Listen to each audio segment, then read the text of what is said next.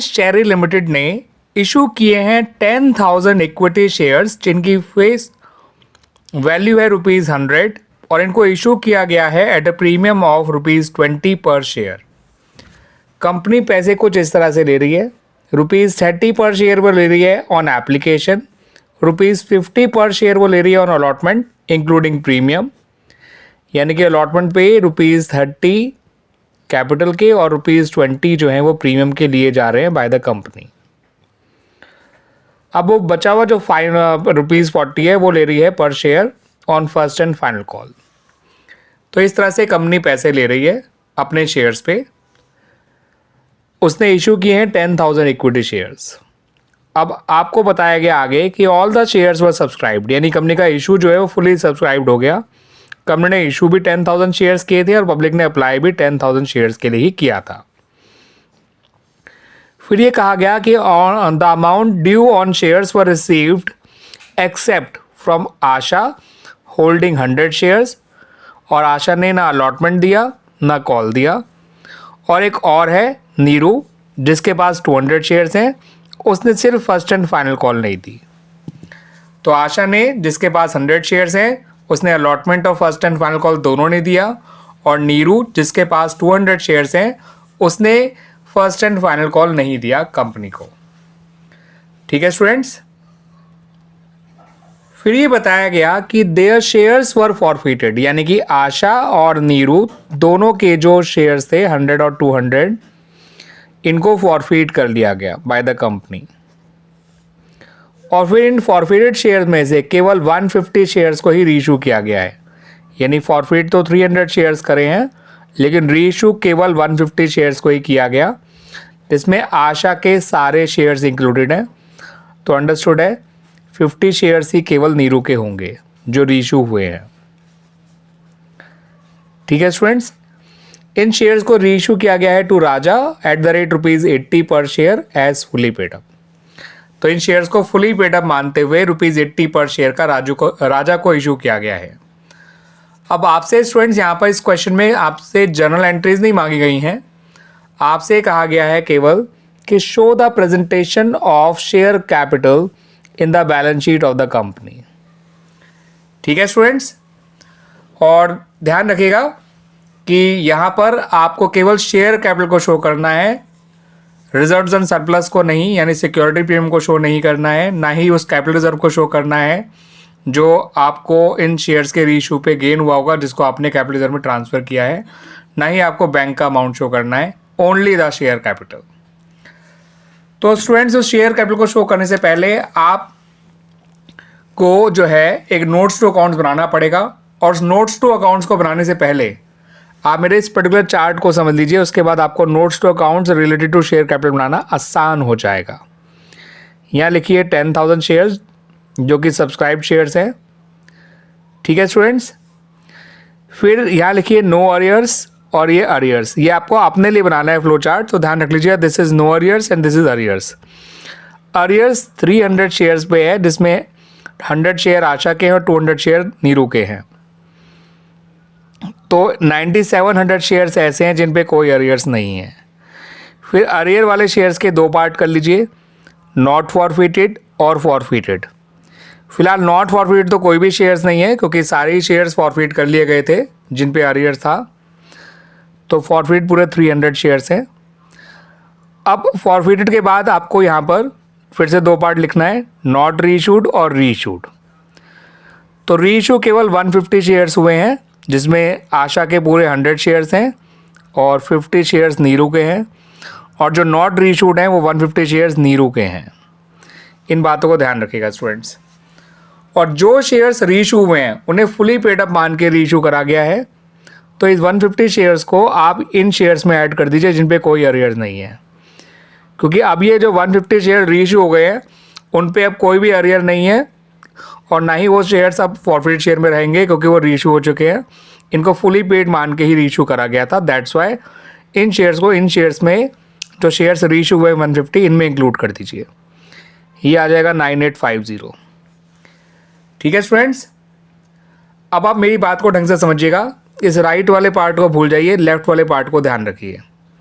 ये जो 9850 शेयर्स हैं इन्हें आप शो करेंगे subscribe and fully paid up में। सब्सक्राइब कैपिटल में जो दो पार्ट होते हैं, एक होता है subscribe and fully paid up capital और दूसरी होती है subscribe but not fully paid up capital. तो ये जो शेयर्स हैं 9850 शेयर्स, इनको आप subscribe and fully paid up में शो करेंगे। ठीक है स्टूडेंट्स, और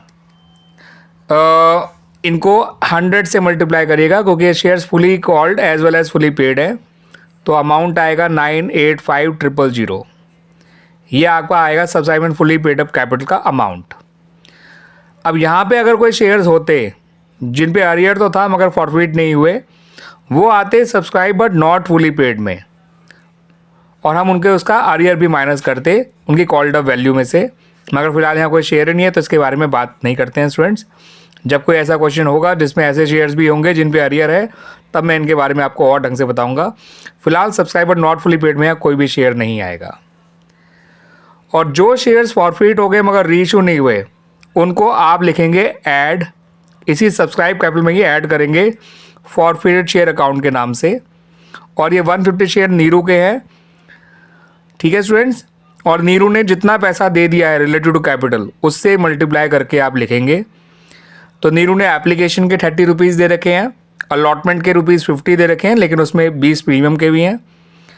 तो कहने को तो उसने ₹80 दे रखे हैं पर शेयर, लेकिन 20 प्रीमियम के भी हैं। तो नीरू का जो फॉरफिट किया हुआ पैसा है वो केवल ₹60 होगा रिलेटेड टू कैपिटल, क्योंकि फॉरफिट शेयर अकाउंट में केवल उन्हीं शेयर्स का पैसा रखा जाता है जो रिलेटेड टू कैपिटल होता है। ठीक है स्टूडेंट्स, तो कहने को तो नीरू के जो क्या कहते हैं 150 शेयर्स में 80 रुपीज़ कंपनी को मिल चुके हैं, 30 एप्लीकेशन के और 50 अलॉटमेंट के। लेकिन अलॉटमेंट के 50 में ₹20 भी प्रीमियम का भी इंक्लूडेड था, और प्रीमियम का मिला हुआ पैसा फॉरफिट शेयर में कभी नहीं रखा जाता। दैट्स वाई हम उसका फॉरफिट किया पैसा 60 पर शेयर लेंगे।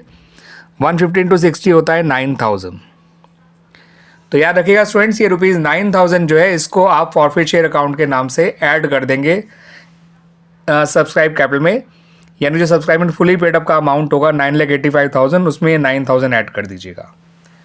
आइए अब जो है पहले notes to account of share capital देख लेते हैं, एंड देन हम प्रेजेंटेशन ऑफ शेयर कैपिटल देख लेंगे in the balance sheet of the company. तो स्टूडेंट्स, ये तो है आपकी बैलेंस शीट।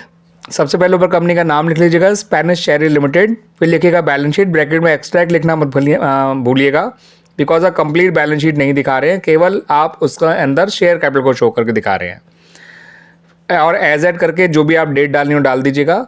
ईयर एंड की डेट डाली जाती है, मान लीजिए 31 मार्च 2024 है वो डेट। फिर आप पर्टिकुलर, नोट नंबर और अमाउंट, ये 3 कॉलम बनाएंगे। पर्टिकुलर वाले कॉलम में आपको लिखना है इक्विटी एंड लायबिलिटीज़, क्योंकि जो शेयर कैपिटल होता है वो बैलेंस शीट के इक्विटी एंड लायबिलिटीज़ पार्ट में जो हेडिंग होती है, हेड होता है शेयर होल्डर फंड, उसके अंदर एज ए सब हेड शो किया जाता है। शेयर कैपिटल के सामने नोट नंबर 1 डाल दीजिए। अमाउंट वाला कॉलम अभी भरेंगे हम लोग स्टूडेंट्स।